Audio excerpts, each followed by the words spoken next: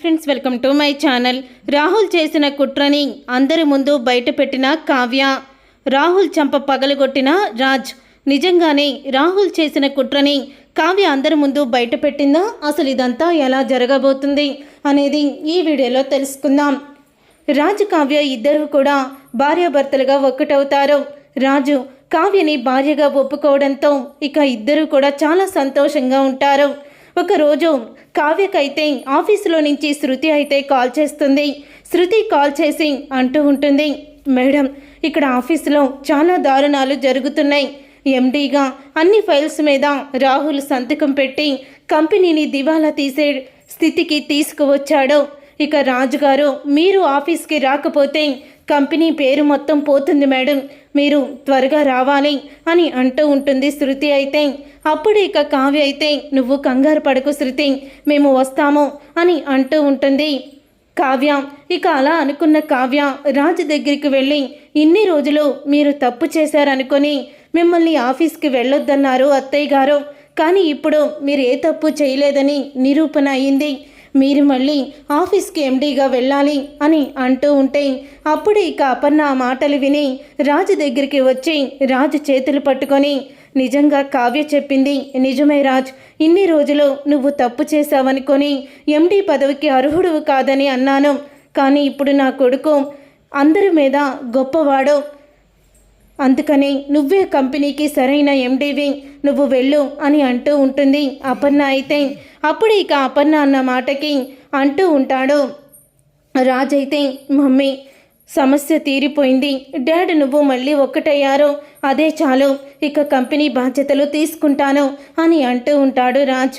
అప్పుడు ఇక అపర్ణ అయితే కావ్యని కూడా తీసుకువెళ్ళు, ఇన్ని రోజులు ఆఫీసులో పెండింగ్ అయిన పనులన్నీ కూడా పూర్తి చేయండి, నా కోడలు సమర్థత నాకు తెలుసు, నీకు కూడా తెలుసు అని అంటూ ఉంటుంది అపర్ణ. అయితే తప్పకుండా మమ్మీ, కావ్యని కూడా తీసుకువెళ్తాను అని రాజు కావ్య ఇద్దరూ కూడా ఆఫీస్కి అయితే బయలుదేరి వెళ్ళిపోతారు.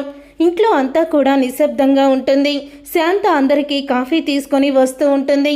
శాంత అందరికీ కాఫీ తీసుకొని వస్తూ ఉంటే అప్పుడే అనామిక రుద్రాణితో అంటూ ఉంటుంది, ఏంటంటే ఉదయమే శాంత అందరికీ కాఫీ ఇస్తుంది ఏంటి, ఆ కావ్య ఏమైనట్టు అని అంటూ ఉంటుంది రుద్రాణి. అయితే అదే నాకు అర్థం కావడం లేదు, సమస్యలన్నీ తీరిపోయాయి కదా, ఆ యువరాణి ఆ యువరాజు ఇద్దరు చెట్టాపట్టాలేసుకొని ఇక గదిలో నుంచి బయటికి రాలేదేమో అని అంటూ ఉంటుంది రుద్రాణి. అప్పుడే ఇక రుద్రాణి అనామిక మాట్లాడుకుంటూ ఉంటే ధాన్యలక్ష్మి అడుగుతూ ఉంటుంది అపర్ణని, అక్క ఎప్పుడు కావ్య అందరికీ కూడా కాఫీ ఇచ్చేది కదా, కావ్య లేదేంటి అని అడుగుతూ ఉంటుంది అపర్ణ. అప్పుడే ఇక అపర్ణ అయితే ధాన్యలక్ష్మి అడగడంతో చెప్తూ ఉంటుంది, రాజు కావ్య ఉదయమే ఆఫీస్కి వెళ్ళిపోయారు అని అనేసరికి ఒక్కసారే రుద్రాణి అనామిక షాక్ అయిపోతూ ఉంటారు. ఏంటోదినా, కావ్య రాజు ఆఫీస్కి వెళ్ళిపోయారా అప్పుడే అని అంటూ ఉంటుంది రుద్రాణి. మరి ఇప్పటి వరకు ఎండీగా ఉన్న కళ్యాణ్ పరిస్థితి ఏంటి అని అనామిక అడుగుతూ ఉంటే, నేను ఆపద్బాంధవ ఎండీని మాత్రమే, నేను ఆ చైర్లో కూర్చునేటప్పుడే చెప్పాను కదా, అయినా నేను ఆ చైర్లో కూడా కూర్చోలేదు, పక్కన కుర్చీ వేసుకొని కూర్చున్నాను అని కళ్యాణ్ చెప్తూ ఉంటాడు.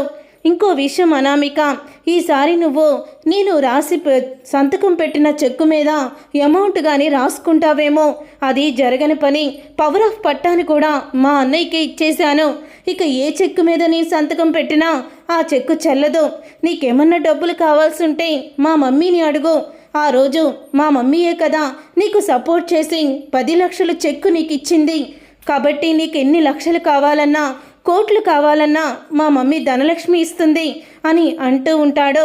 ఇక కళ్యాణ్ అయితే బాగా చెప్పావు మనవడా, నిజంగానే అనామిక నీకు 10 లక్షలు కావాలన్నా, నీ పుట్టింటికి దారపోయడానికి 50 లక్షలు కావాలన్నా మీ అత్తయ్య ధాన్యలక్ష్మిని అడుగు, నీకు రాసుల్లాగా ధాన్యలక్ష్మి కదా పోసేస్తుంది అని ఇందిరాదేవి అంటూ ఉంటుంది. అంత ఎటకారం అవసరం లేదత్తయ్య అని చెప్పి అంటూ ఉంటుంది ధాన్యలక్ష్మి. ఎటకారం కాదు ధాన్యలక్ష్మి, ఉన్నదే చెప్తున్నాను, దాంట్లో తప్పేముంది అని ఇందిరాదేవి చెప్తూ ఉంటుంది. అత్తయ్య ఈ గొడవలు అవసరం లేదత్తయ్య, అందరూ ప్రశాంతంగా ఉండండి అని అపర్ణ చెప్తూ ఉంటుంది. రాజు కావ్య ఇద్దరు ఆఫీస్కి వెళ్తారు. వెళ్ళిన తర్వాత ప్రాజెక్టుల మీద సైన్లు చూసి షాక్ అయిపోతూ ఉంటారు. ఇంతలోకి ఇద్దరు క్లయింట్స్ వచ్చి, ఏంటి సార్, ఎప్పుడూ కూడా మీ మీద ఉన్న నమ్మకంతో మీ దగ్గరే గోల్డ్ మొత్తం కొనేవాళ్ళము, ఇప్పుడు ఏదో రోల్డ్ గోల్డ్ తీసుకువచ్చి మా మొక్కాన్న కొట్టారు, అసలు ఏంటి సార్ ఇదంతా, ఇలా రోల్డ్ గోల్డ్ ఎందుకు అమ్ముతున్నారో, జనాల్ని ఎందుకు మోసం చేస్తున్నారో అని అంటూ ఉంటే ఒక్కసారి రాజు అయితే షాక్ అయిపోతూ ఉంటాడు.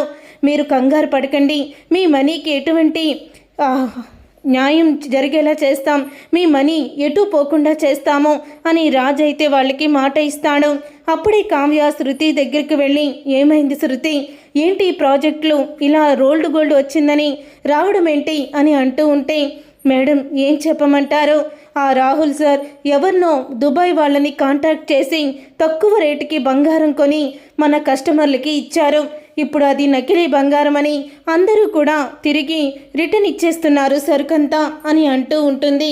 శృతి అయితే అప్పుడే ఇక శృతి చెప్పిన మాటలకి కోపంతో రగిలిపోతూ రాహుల్ దగ్గరికి వెళ్ళి రాహుల్ ముందు ఫైలు విసిరేసి, తక్కువ రేటుకి గోల్డ్ కొనమని నీకెవరు చెప్పారో, ఈ అధికారం నీకు ఎవరిచ్చారో అని అంటూ ఉంటుంది. అప్పుడే ఇక రాహుల్ అయితే ఒకళ్ళు ఇవ్వాల్సిన అవసరం లేదు, ఎందుకంటే నేను కూడా ఆఫీసులో బాధ్యతనే కదా, నాకు కూడా బాధ్యత తెలుసు అని అనేసరికి అప్పుడే రాజు అక్కడికి వస్తాడు. ఏం తెలుసు నీకు బాధ్యత, ఏం తెలిసి మాట్లాడుతున్నావో అని అంటూ ఉంటే ఆఫీసులో అందరూ కూడా రాజు మాటలకి గుమ్ము కూడతారు. అప్పుడే రాహుల్ అయితే రాజ్ ఇంటికి వెళ్ళాక మాట్లాడుకుందాం, అందరూ చూస్తున్నారు అని అంటూ ఉంటే, చూడాలి, అందరి ముందే నీ భాగోతం తెలియాలి, తెలిస్తే కానీ నీకు సిగ్గు రాదు అని అంటూ ఉంటాడు రాజ్ అయితే.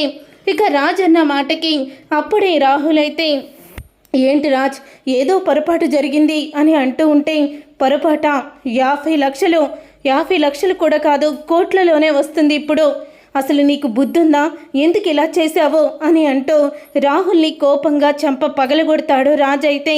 అది చూసి అందరూ కూడా రాహుల్ని చూసి నవ్వుతారు.